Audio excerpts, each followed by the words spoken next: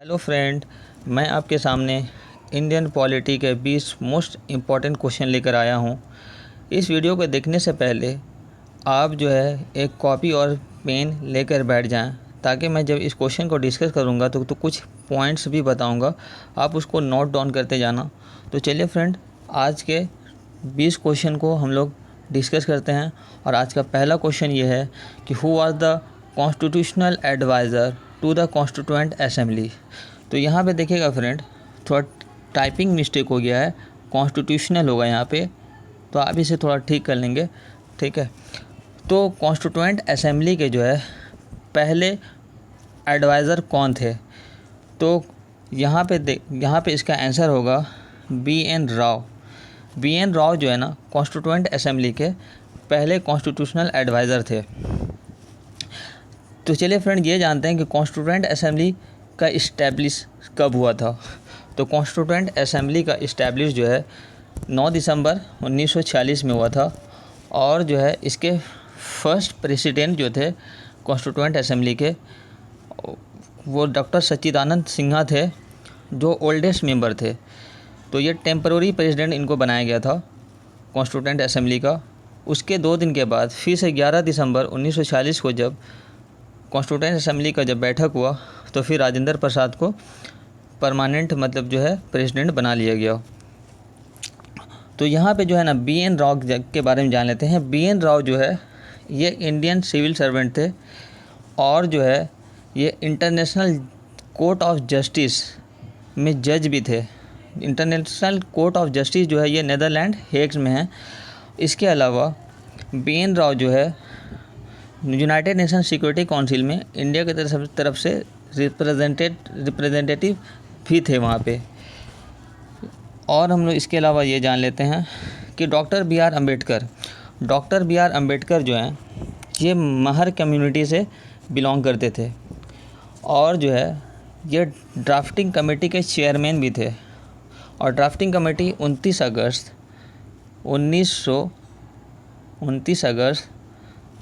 1947 में बना था।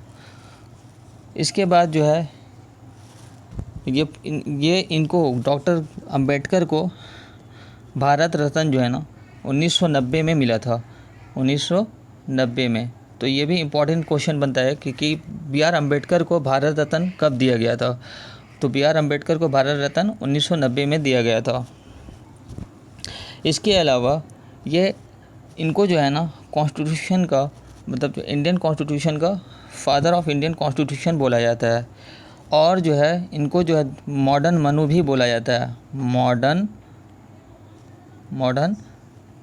मनु, ठीक है।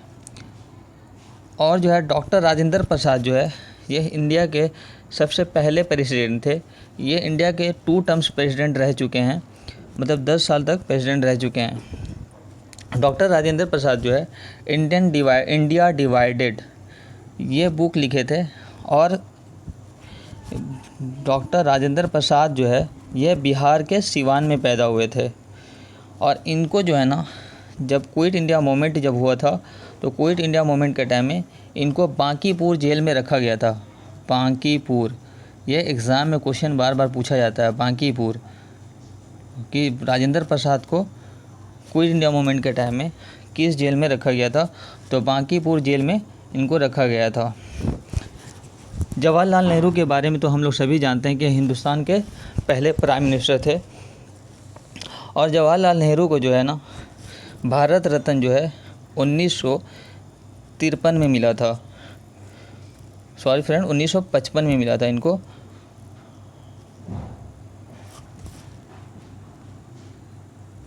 जवाहरलाल नेहरू जब फर्स्ट टाइम इलेक्शन लड़े थे, तो ये फूलपुर असेंबली से लड़े थे। फूलपुर असेंबली ये यूपी में है, फूलपुर।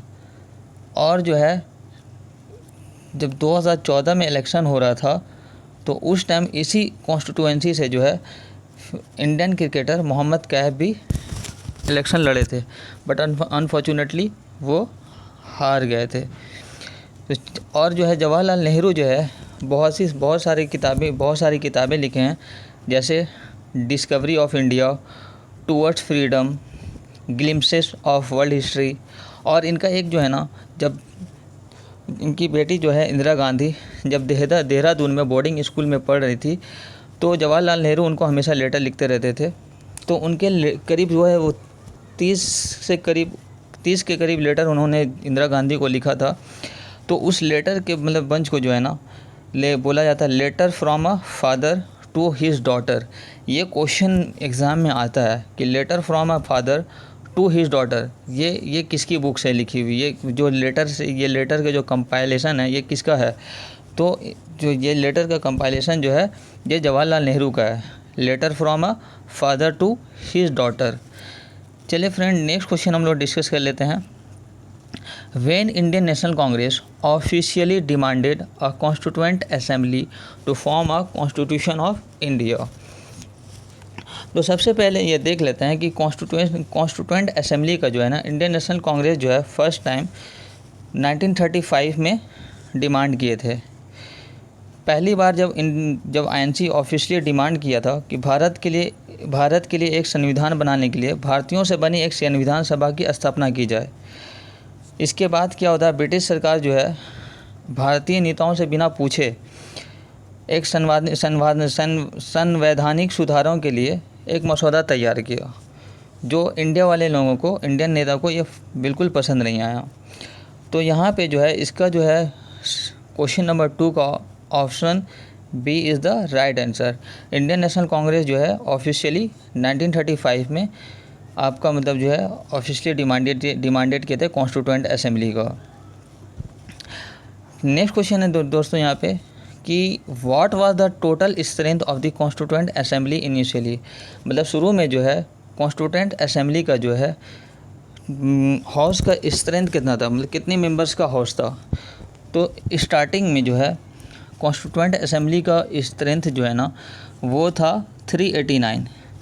इस 389 में जो है आपका 93 जो है वो प्रिंसली स्टेट से मेंबर थे, और जो है 296 जो है ब्रिटिश प्रोविंसेस से थे, जिसमें से 292 जो है वो गवर्नर प्रोविंसेस से थे, और 4 जो है दिल्ली, अजमेर, कुर्ग और बलूचिस्तान कमिश्नर प्रोविंसेस से थे। लेकिन जब 9 दिसंबर 1946 में जब कॉन्स्टिट्यूएंट असेंबली का फर्स्ट मीटिंग हुआ, तो उस दिन जो है सिर्फ 211 मेंबर प्रेजेंट हुए थे। 211 मेंबर प्रेजेंट हुए थे, क्योंकि मुस्लिम लीग जो है ना कॉन्स्टिट्यूएंट असेंबली का बायकॉट कर दिए थे, वो अटेंड नहीं किए थे मुस्लिम लीग। तो चलिए नेक्स्ट क्वेश्चन देख लेते हैं फ्रेंड। नेक्स्ट क्वेश्चन हमारा फोर्थ नंबर है। When the Muslim league joined the interim government. जब जो है कॉन्स्टिट्यूएंट असेंबली से बनने से पहले जो है आपका इलेक्शन हुआ था जुलाई अगस्त के महीने में। तो इस जुलाई अगस्त के महीने में जब इलेक्शन हुआ, तो इसमें जो है ना मुस्लिम लीग को भी जो है इंडियन नेशनल कांग्रेस जो है बोला कि मतलब जो है साथ में हम लोग गवर्नमेंट फॉर्म करते हैं। बट लेकिन जब 2 सितंबर 1946 में जब जवाहरलाल नेहरू जब इंटरिम गवर्नमेंट बनाए, तो मुस्लिम लीग जो है बिल्कुल बायकॉट कर दिया, बोले हम लोग जो है नहीं रहेंगे इस इंटरिम गवर्नमेंट में। बट वेवेल और महात्मा गांधी के समझाने बुझाने पे फिर जो है मुस्लिम लीग जो है 26 अक्टूबर 1946 में फिर से इंटरिम गवर्नमेंट में शामिल हो गए। तो इस इंटरिम गवर्नमेंट में जब जो है मुस्लिम लीग जब 26 अक्टूबर 1946 में जब शामिल हुए, तो लियाकत अली खान को जो है फाइनेंस मिनिस्टर बनाया गया। क्योंकि ये क्वेश्चन हमेशा पूछा जाता है कि जब मुस्लिम लीग इंटरिम गवर्नमेंट में शामिल हुए थे तो फाइनेंस मिनिस्टर किसको बनाया गया था। तो लियाकत अली खान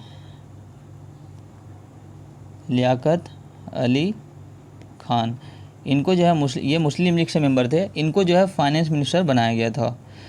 चलिए फ्रेंड नेक्स्ट क्वेश्चन देख लेते हैं। The president of the Constituent assembly of 1946 was.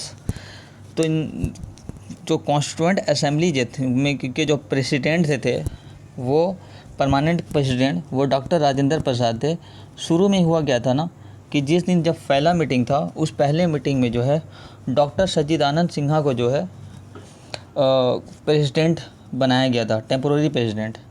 But उसके 2 दिन के बाद फिर से जब 11 नवंबर को जब सेकेंड मीटिंग बैठी 1946 में, तो उस दिन जो है डॉक्टर राजेंद्र प्रसाद को जो है परमानेंट प्रेसिडेंट चुन लिया गया और डॉक्टर हरीश चंद्र मुखर्जी को जो है वाइस प्रेसिडेंट बनाया गया और BN राव को जो है कॉन्स्टिट्यूशनल एडवाइज़र बनाया गया कॉन्स्टिट्यूएंट असेंबली का। तो यहाँ पे एक और ऑप्शन में देख लेते हैं फ्रेंड, क्या पॉइंट्स हो सकते हैं। कुछ पॉइंट्स हैं जैसे वल्लभ भाई पटेल। वल्लभ भाई पटेल जो है, जिनको जो है आयरन मैन ऑफ इंडिया कहा जाता है। दूसरी बात ये जो है, इंडिया के जो है ना फर्स्ट डिप्टी प्राइम मिनिस्टर थे और जो है जब मतलब जो है इंटरिम गवर्नमेंट में इनको जो है होम मिनिस्टर बनाया गया था, ठीक है ना। और डॉक्टर राजेंद्र प्रसाद जो है ना, इनका जो रेस्टिंग प्लेस था, इनके रेस्टिंग प्लेस को महापरायण घाट बोला जाता है।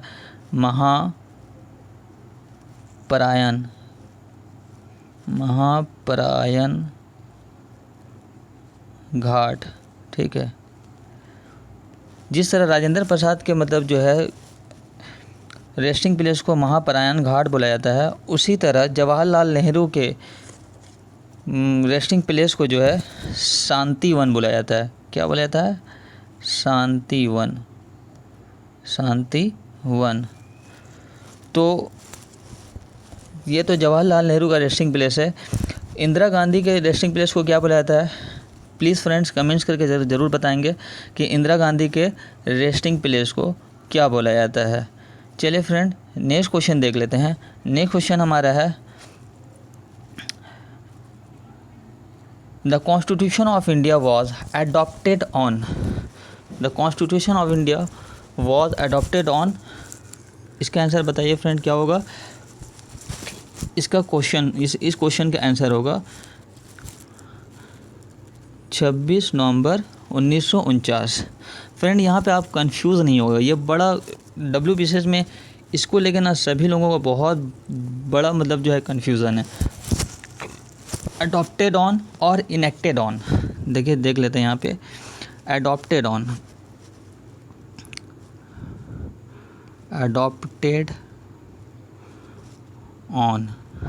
और इनेक्टेड ऑन। जब क्वेश्चन में ये बात हो अडॉप्टेड ऑन इनेक्टेड ऑन, तो हमारा आंसर हमेशा 26 नवंबर 1949 होगा। बट जब क्वेश्चन में कम इनटू फोर्स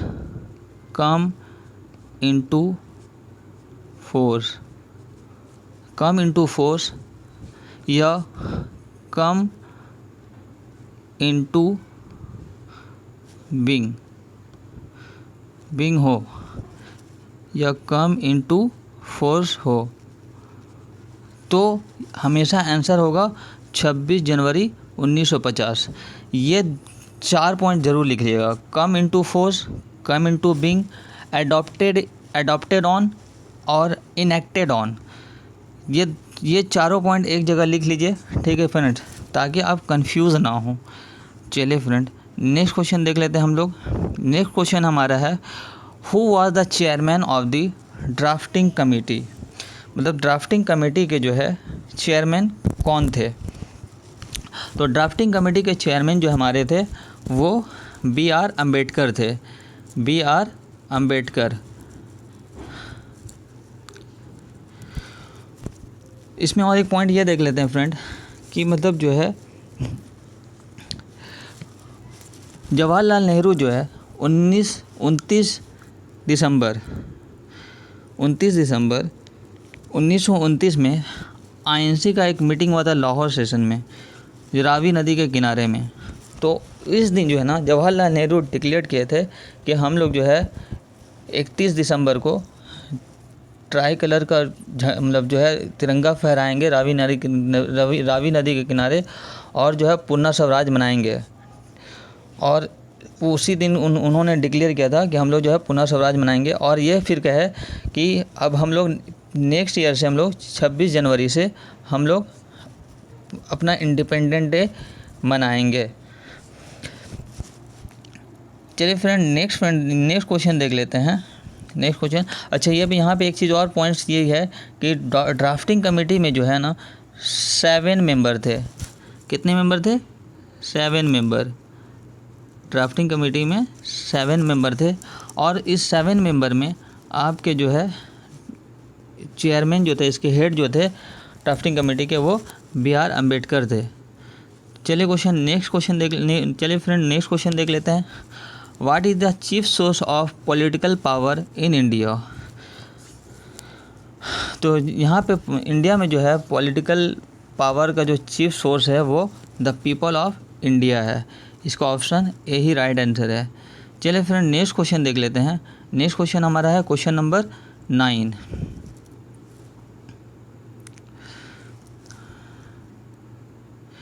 क्वेश्चन नंबर 9 में है what does the term sovereign imply? मतलब सॉवरेन का जो है वो मेन अर्थ क्या होता है?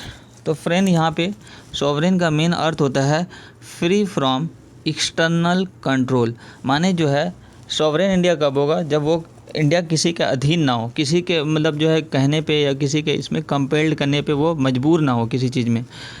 तो हर चीज़ के बाहरी मतलब दबाव से वो इंडिया फ्री हो, उसी को बोलते हैं सॉवरेन। और इंडिया एक सॉवरेन कंट्री है।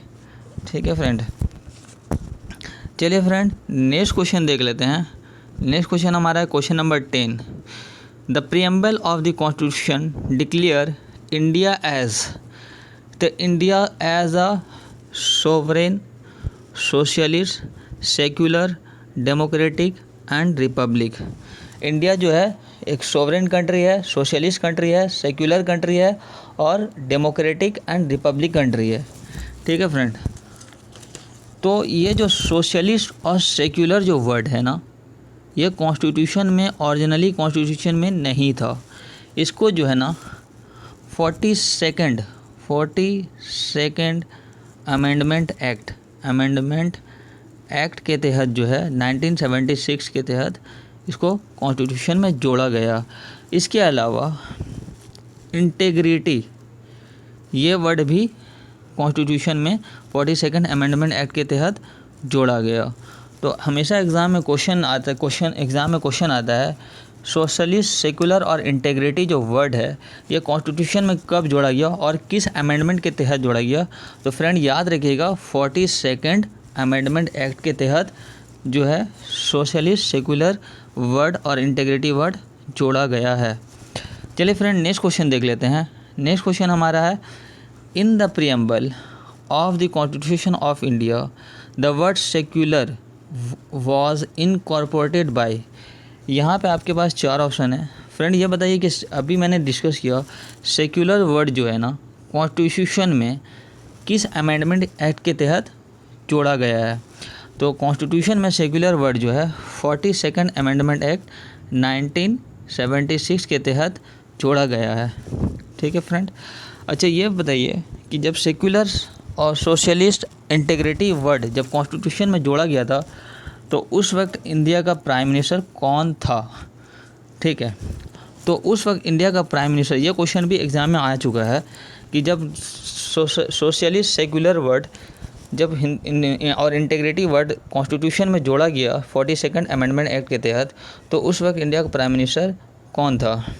तो इसका आंसर होगा इंदिरा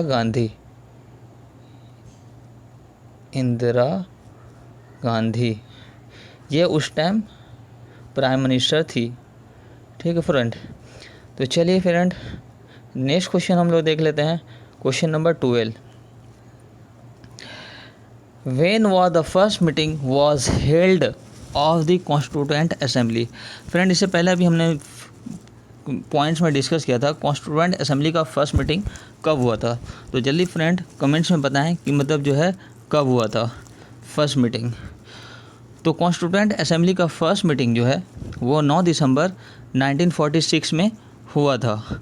और जो इस दिन जो है कॉन्स्टिट्यूएंट असेंबली में जो प्रेसिडेंट बनाया गया था, टेम्पररी प्रेसिडेंट, डॉक्टर सच्चिदानंद सिन्हा बनाया गया था। क्योंकि और भी लोगों को तो बनाया जा सकता था, लेकिन नहीं, वो जो है उस असेंबली में सबसे ओल्डेस्ट पर्सन थे, इसलिए डॉक्टर सच्चिदानंद सिन्हा को जो है टेम्पोररी प्रेसिडेंट बनाया गया था।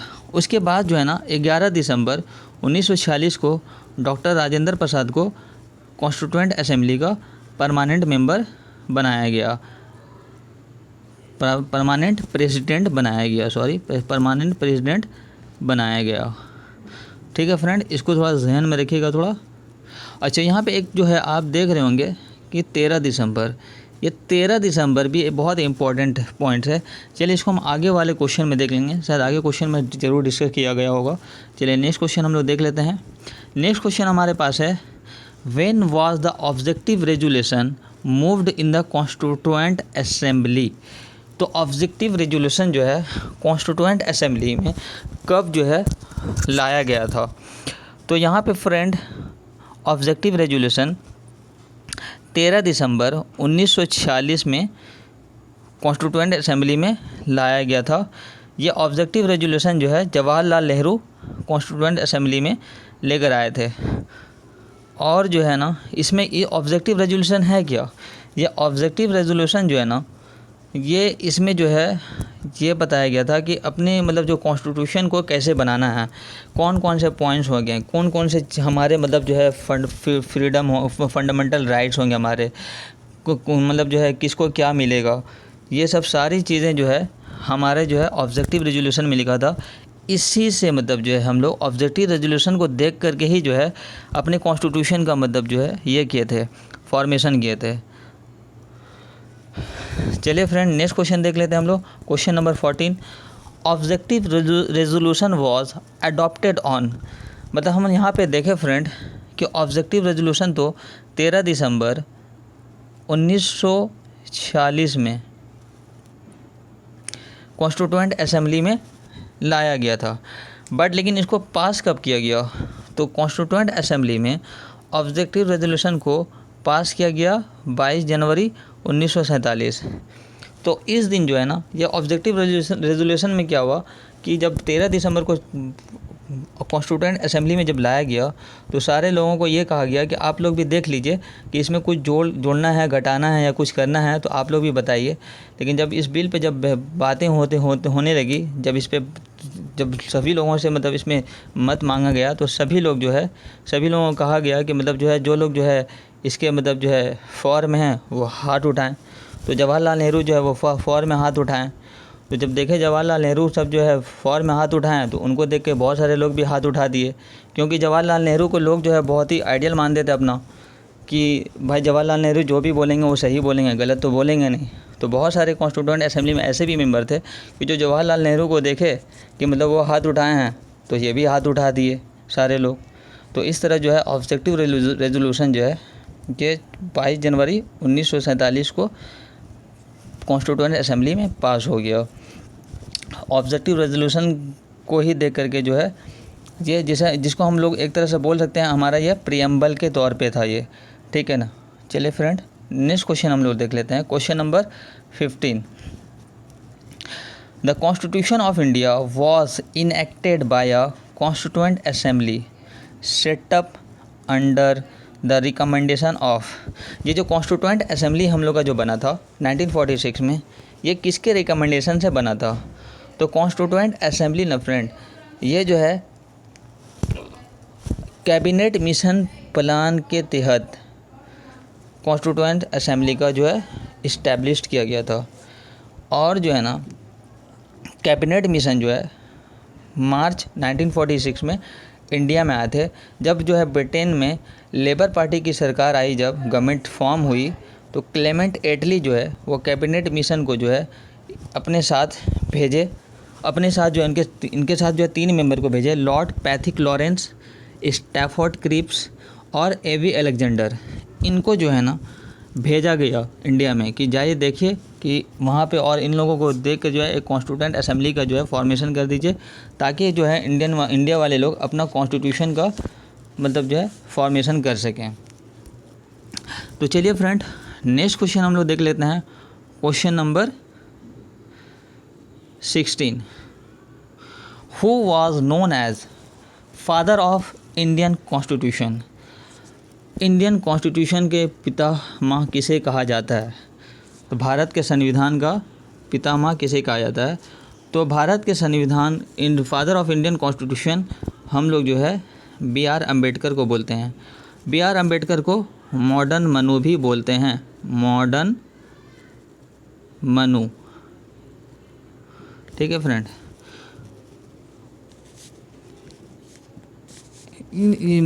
बी आर अम्बेडकर जो है एक जर्नल भी लिखते थे जिसका नाम था बहिष्कृत भारत, जो 1927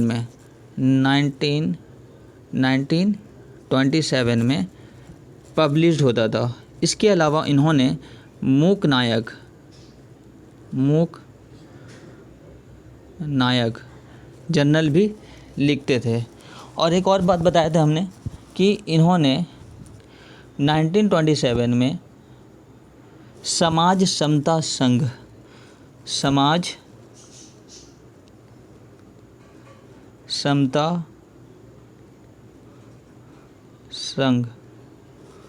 इसका भी इस्टेब्लिश किए थे। ये WBCS का क्वेश्चन है, ठीक है, इसको एक बार अच्छा सा आप नोट डाउन कर लीजिए। 1927 में समाज समता संघ का इस्टेब्लिश जो है वो बी आर अम्बेडकर किए थे। उसके अलावा बी आर अम्बेडकर ने 1936 में ये इंडिपेंडेंट लेबर पार्टी 1936 इन्होंने इस पार्टी का भी स्थापना किए थे। और महात्मा गांधी जी के बारे में थोड़ा जान लेते हैं। इनके बारे में तो सभी इनको बताने की ज़रूरत नहीं है। महात्मा गांधी जो है हरिजन सेवक संघ का स्थापना किए थे। हरिजन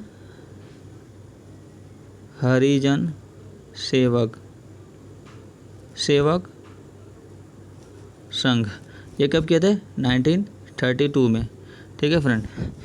इसके अलावा गांधी जी जो है ना एक न्यूज़पेपर भी लिखते थे, ठीक है, हरिजन के लिए खासकर। तो उस न्यूज़पेपर का नाम क्या था? हरिजन, जो इंग्लिश में पब्लिश होता था। ठीक है फ्रेंड। ये क्वेश्चन बार बार एग्ज़ाम में आता है कि हरिजन जो मतलब जो न्यूज़पेपर था वो किस लैंग्वेज में पब्लिश होता था। तो याद रखिएगा ये हरिजन जो न्यूज़पेपर है ये गांधी जी पब्लिश करते थे और जो है ये अनटचेबल्स के लिए था और ये इंग्लिश लैंग्वेज में पब्लिश्ड होता था। सही से याद इसको नोट डाउन कर लीजिए फ्रेंड कि हरिजन जो वो इंग्लिश लैंग्वेज में पब्लिश्ड होता था। चलिए फ्रेंड, हम ये भी एक चीज़ देख लेते हैं कि अबुल कलाम आज़ाद जो है 1940 में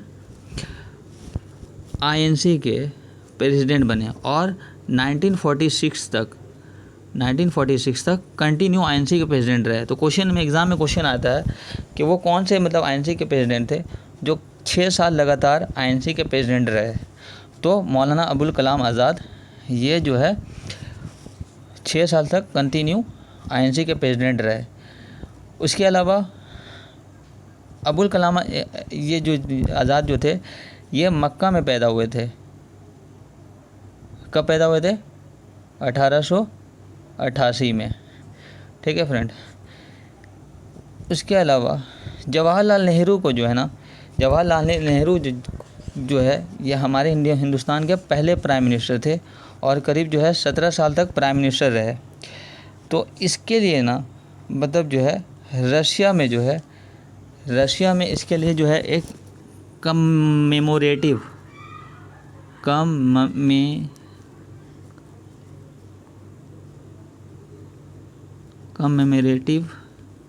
स्टैम्प रशियन गवर्नमेंट जो है 1989 में इनके 100 साल का जब इनका हुआ जब 100वां मतलब वर्ष जब इनका मनाया जा रहा था तो रशियन गवर्नमेंट जो है ना इनके ऊपर एक जो है कमेमोरेटिव स्टैम्प जो है वो बनाए थे। ठीक है। तो एग्ज़ाम में क्वेश्चन में आता है कि इंडिया के वो कौन से प्राइम मिनिस्टर थे जिनका जो है रशिया में जो है कमेमोरेटिव स्टैम्प जो है लॉन्च किया गया था। तो जवाहरलाल नेहरू थे। ठीक है। इसको अच्छा से याद रखिएगा फ्रेंड। चलिए फ्रेंड, नेक्स्ट क्वेश्चन हम लोग देख लेते हैं। नेक्स्ट क्वेश्चन हमारा है question number 17। Who was not the member of the drafting committee. तो ड्राफ्टिंग कमेटी के जो है ना 7 मेंबर थे, ठीक है, जो बताए थे ड्राफ्टिंग कमेटी के जो है हमारे जो 7 मेंबर थे उसके चेयरमैन जो है B.R. अम्बेडकर थे। उसके अलावा B.R. अम्बेडकर के अलावा गोपाला स्वामी अय्यंगार भी थे, K.M. मुंशी भी थे। तो यहाँ पे डॉक्टर B.R. अम्बेडकर भी थे। तो हमारे पास जो है यहाँ पे ऑप्शन बचता है ऑप्शन सी, जवाहरलाल नेहरू जो है ड्राफ्टिंग कमेटी के मेंबर नहीं थे। तो आप लोग एक बार फ्रेंड देख लीजिएगा ड्राफ्टिंग कमेटी के कौन कौन मेंबर थे, इसको जो है अच्छे से याद कर लीजिएगा, क्योंकि एग्ज़ाम में बार बार पूछा जाता है कि ड्राफ्टिंग कमेटी के मेंबर कौन कौन थे। और कभी कभी ये पूछा जाता है कि ड्राफ्टिंग कमेटी के इसमें जैसे ये क्वेश्चन में दिया गया है कि इसमें से कौन मेंबर नहीं थे। तो ड्राफ्टिंग कमेटी के जो हमारे यहाँ पे तो 3 मेंबर तो हम देख ही रहे हैं यहाँ पे, डॉक्टर B.R. अम्बेडकर, अय्यंगार और K.M. मुंशी। उसके अलावा जो चौथे मेंबर थे वो थे अल्लादी कृष्णा स्वामी अय्यर। उसके बाद डॉक्टर सैयद मोहम्मद सादुल्ला थे, और एक N. माधव राव जो बाद में चेंज हो गए थे। ये जो है जो इनके जगह पे आए थे B.L. मित्तर के जगह पे आए थे। और दूसरे थे T.T. कृष्णमचारी जो D.P. खैतान के डेथ होने के बाद उनके स्थान पे आए थे। मतलब जो है ड्राफ्टिंग कमेटी के 7 मेंबर थे, और उस 7 मेंबर में डॉक्टर B.R. अम्बेडकर जो है वो ड्राफ्टिंग कमेटी के चेयरमैन थे। चलिए फ्रेंड हम लोग नेक्स्ट क्वेश्चन देख लेते हैं। नेक्स्ट क्वेश्चन हमारा ये है, who said this the preamble is the horoscope of our sovereign democratic republic. तो क्वेश्चन नंबर 18 में इसका जो आंसर होगा उसका आंसर होगा आपका डॉक्टर K.M. मुंशी, ठीक है। तो डॉक्टर K.M. मुंशी बोले कि the preamble is the horoscope of our sovereign democratic republic. But यहाँ पे जो है ना इसके अलावा भी और जो है एन पालखी वाला भी कुछ बोले थे। ये क्या बोले थे? एन पालखी वाला ये बोले कि preamble is the identity card of the Indian constitution. क्या बोले थे? कि preamble is the identity card of the Indian constitution. तो फ्रेंड आप हमको कमेंट्स करके बताइएगा पंडित ठाकुर दास भार्गव, ठीक है, यहाँ पे भार्गव टाइपिंग नहीं किए हैं, तो पंडित ठाकुर दास भार्गव भी कुछ बोले थे। तो आप लोग सभी जो है कमेंट्स करके हमें बताएंगे पंडित ठाकुर दास भार्गव क्या बोले थे इंडियन कॉन्स्टिट्यूशन के बारे में, उन्होंने क्या कॉइन दिए थे। चलिए नेक्स्ट क्वेश्चन देख लेते हैं फ्रेंड, हमारा question number 19, which one of the following does not find mention in the preamble to the constitution. तो कॉन्स्टिट्यूशन में जो है ना इस ऑप्शन में जो देख लेते हैं यहाँ पे यहाँ क्वेश्चन ये बोला विच one of the following does not find mention in the preamble में ये चारों ऑप्शन में कौन सा जो है वर्ड जो है प्रियम्बल में नहीं मेंशन किया गया है। तो हम लोगों ने फ्रेंड देखा है कि प्रियम्बल में हमारा जो है ना प्रियम्बल में क्या नहीं दिया गया है, प्रियम्बल में हमारा जो है डिग्निटी ऑफ द इंडिविजुअल भी दिया गया है, फ्रेटर्निटी भी दिया गया है, unity and integrity of the nation भी दिया गया है। बट कहीं ये नहीं वर्ड प्रियम्बल में दिया हुआ है डिग्निटी ऑफ द कॉन्स्टिट्यूशन, ये वर्ड जो है प्रियम्बल में हमारा नहीं दिया हुआ है। तो फ्रेंड हमारा क्वेश्चन नंबर 19 का आंसर होगा डिग्निटी ऑफ द कॉन्स्टिट्यूशन, ये प्रियम्बल में कहीं मेंशन नहीं है, ठीक है फ्रेंड। चलिए नेक्स्ट क्वेश्चन हम लोग देख लेते हैं नेक्स्ट क्वेश्चन, और ये आज का आखिरी क्वेश्चन। तो यहाँ पे 20 नंबर क्वेश्चन में ये दिया गया है कि the constitution of India describes India as a, मतलब इंडिया जो है वो किस टाइप का है, कॉन्स्टिट्यूशन जो है किस टाइप का डिस्क्राइब किया गया है। तो इंडिया जो है हमारा जो है वो क्वासी फेडरल है, ठीक है फ्रेंड। क्वासी फेडरल क्यों बोला जाता है इंडिया को? क्वासी फेडरल इसलिए बोला जाता है कि यहाँ पे जो है ना सारे स्टेट को पावर्स दिया गया है कि सब अपने अपने हिसाब से स्टेट को चला रहे हैं, बट मेन पावर जो है वो सेंटर के पास है। लेकिन जब इमरजेंसी लगता है, नेशनल इमरजेंसी, तो सारा पावर्स जो है ना वो सेंटर के पास चला जाता है, ठीक है फ्रेंड। तो इस वक्त क्या होता है ना कि जब सारा पावर जो है जब सेंटर के पास चला जाएगा सेंट्रल गवर्नमेंट के पास, तो उस वक्त जो है ना हमारा स्टेट जो है, हमारा इंडिया जो है वो एक यूनियन ऑफ स्टेट कहलाएगा, ठीक है। बट लेकिन जब पावर जो है जब बांट दिया जाएगा, जब पावर जो है जब नेशनल इमरजेंसी ख़त्म कर दिया जाएगा, तो इंडिया क्या हो जाएगा, इंडिया फिर से जो है क्वासी फेडरल फॉर्म में हो जाएगा।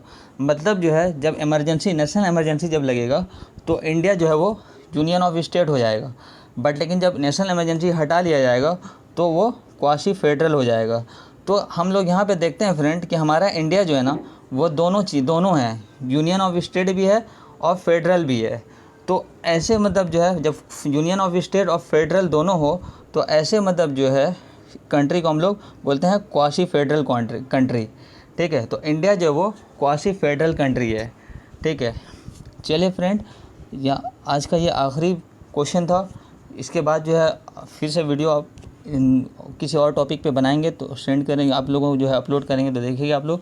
बट लेकिन इससे पहले, वीडियो बंद करने से पहले आप लोग जो है मेरे इस चैनल को सब्सक्राइब कर लें, लाइक कर लें और अपने फ्रेंड के दरमियान जो है इसको शेयर भी कर देंगे।